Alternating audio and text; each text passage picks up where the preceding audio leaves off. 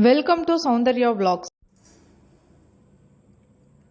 Hi எல்லாருக்கும் வணக்கம். இன்றைக்கி நம்ம என்ன பார்க்க போகிறோம்னா ப்ரெட்டும் உருளைக்கிழங்கு வச்சு கட்லெட் எப்படி பண்ணதுன்னு தான் பார்க்க போகிறோம். இது ரொம்ப சிம்பிளாக குயிக்காக முடிஞ்சிடும். இந்த கட்லெட்டு பார்த்திங்கன்னா ரொம்ப சீக்கிரமாக செஞ்சிடலாம். இப்போ வாங்க எப்படி பண்ணது பார்க்கலாம். இது குழந்தைங்களுக்கும் ரொம்ப பிடிக்கும், பெரியவங்களுக்கும் ரொம்ப பிடிக்கும். இதை நீங்கள் ஈவினிங் ஸ்நாக்ஸாக கூட செஞ்சு தரலாம். இல்லை கிட்ஸுக்கு பார்த்திங்கன்னா ஸ்நாக்ஸ் பாக்ஸில் கூட இதை வச்சு தரலாம்.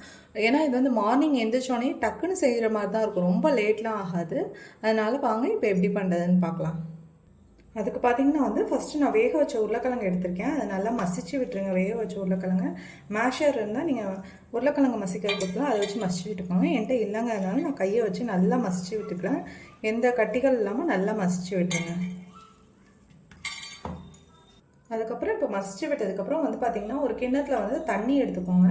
தண்ணி எடுத்துகிட்டு அதில் என்ன பண்ணணும்னா பார்த்திங்கன்னா இந்த ப்ரெட் இருக்குல்ல, இந்த ப்ரெட்டை நல்லா மூழ்க வச்சு நல்லா தண்ணியாக இது பண்ணிவிடுங்க. தண்ணி ப்ரெட்டு பார்த்திங்கன்னா நல்லா ஊறிடும்.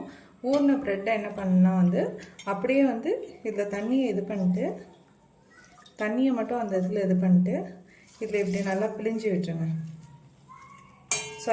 பிசைஞ்சு விட்டுருங்க ப்ரெட்டை.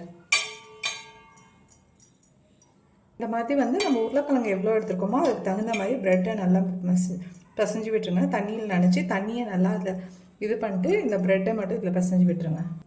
இப்போ பார்த்திங்கன்னா அந்த ப்ரெட்டையும் உருளைக்கிழங்கையும் நல்லா பிசைஞ்சு விட்டுருங்க.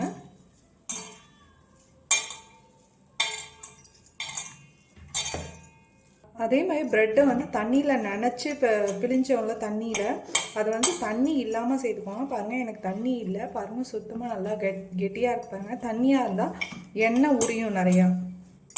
அதனால தான் தண்ணி இல்லாமல் நல்லா பிசைஞ்சு விட்டுருங்க, பிழிஞ்சு விட்டுருங்க அந்த தண்ணியை. இப்போது இதில் பார்த்திங்கன்னா பொடுசாக கட் பண்ண பல்லாரி வெங்காயம் சேர்த்துக்கோங்க. இப்போது இதுலேயும் பொடுசாக கட் பண்ண கொத்தமல்லி தழை ஒரு கைப்பிடி அளவு சேர்த்துக்கோங்க. இப்போது அதுலேயே பார்த்திங்கன்னா அரை ஸ்பூன் ரெட் சில்லி பவுடர் சேர்த்துக்கோங்க. காரம் கொஞ்சம் கம்மியாக தான் சேர்த்துருக்கேன் நான், பசங்க சாப்பிடுவாங்கன்னு. இப்போது அதுலேயே ஒரு ஸ்பூன் பார்த்திங்கன்னா சிக்கன் குழம்பு மிளகாய்த்தூள் சேர்த்துக்கிறேன். இது உங்களுக்கு காரத்துக்கு தகுந்த மாதிரி சேர்த்துக்கோங்க மிளகாத்தூள்லாம். இப்போது இதுலேயே தேவையான அளவு உப்பு சேர்த்துக்கலாம். நம்மளை உப்பு கொஞ்சம் ஜாஸ்தியாக சாப்பிட்றவங்க இருப்பாங்க, கம்மியாக சாப்பிட்றவங்க இருப்பாங்க. கொஞ்சம் உங்களுக்கு பார்த்து எவ்வளோ வேணுமோ சேர்த்துக்கோங்க. இப்போது இதெல்லாம் சேர்த்துட்டு இது எல்லாத்தையும் நல்லா பிசைஞ்சு விட்டுருங்க.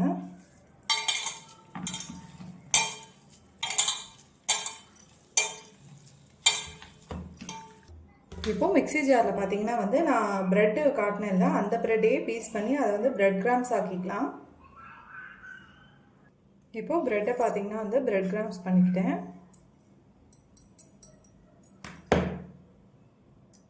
இப்போ பார்த்திங்கன்னா அடுத்து ஒரு கிண்ணம் எடுத்து அதில் கார்ன்ஃப்ளவர் மாவு சேர்த்துக்கலாம். சும்மா கோட் பண்ணி எடுக்கிறதுக்காக தான் சேர்க்குறோம். அதனால் நான் இந்த டப்பாவோட போடுறதுனால உங்களுக்கு ஸ்பூன் அளவு சொல்லிடுறேன். ஒரு ஸ்பூன் அளவு சேர்த்தா போதும். இப்போ பார்த்திங்கன்னா இதில் கொஞ்சோண்டு தண்ணி சேர்த்துக்கலாம். ரொம்ப சேர்த்துற வேண்டாம், கொஞ்சோண்டு சேர்த்துக்கலாம். சேர்த்துட்டு இதில் கட்டிகள் இல்லாமல் நல்லா இந்த மாதிரி கிண்டி விட்டுடலாம்.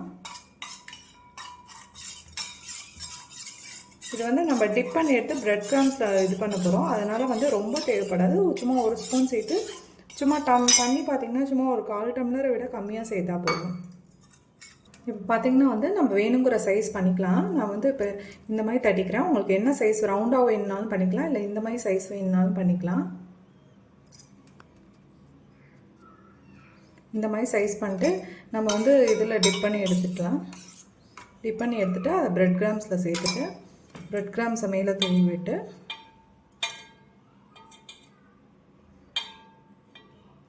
இந்த மாதிரி செஞ்சு விட்டு இதை ஒரு தனி தட்டில் வச்சுக்கலாம். இந்த மாதிரி நம்ம எல்லா இதையும் செஞ்சு எடுத்துக்கலாம்.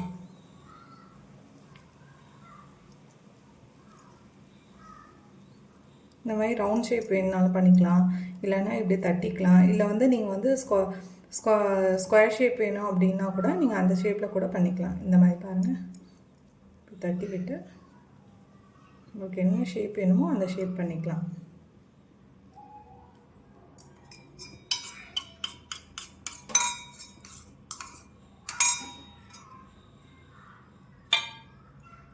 இந்த மாதிரி எல்லாத்தையும் பண்ணி எடுத்துக்கலாம். இப்போ பார்த்தீங்கன்னா இதெல்லாம் பண்ணுறதுக்குள்ளே நம்ம ஸ்டவ்வில் எண்ணெய் வச்சுட்டா அது காஞ்சிட்ருக்கோம். ஸோ ஸ்டவ்வில் எண்ணெய் வச்சுட்டு இதை செஞ்சிடலாம். இப்போது ஸ்டவ் ஆன் பண்ணி பாத்திரம் வச்சுக்கலாம். இப்போது எண்ணெய் சேர்த்துக்கலாம். எண்ணெய் சேர்த்து எண்ணெய் நல்லா ஹீட் ஆகட்டும். இப்போது எண்ணெய் பார்த்திங்கன்னா நல்லா ஹீட் ஆகிட்டு இப்போ ஒரு கட்லெட்டாக போட்டுடலாம்.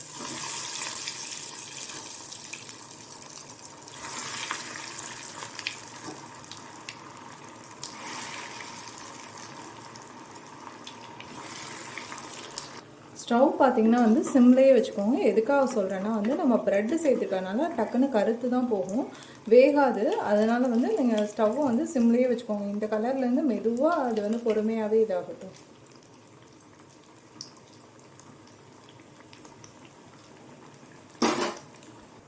இப்போது நம்ம கட்லெட் பார்த்திங்கன்னா சூப்பராக ரெடி ஆகிடுச்சு. இப்போ எடுத்துடலாம்.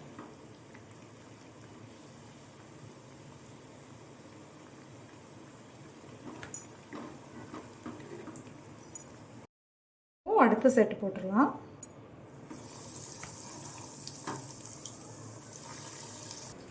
இப்போ பார்த்திங்கன்னா வந்து நம்மளோட பிரெட் உருளைக்கிழங்கு கட்லெட் வந்து பார்த்திங்கன்னா சூப்பராக ரெடி ஆகிடுச்சு. நல்லா கிறிஸ்பியாக இருக்குது, டேஸ்ட்டாகவும் இருக்கும், நல்லா சாஃப்டாகவும் இருக்குது.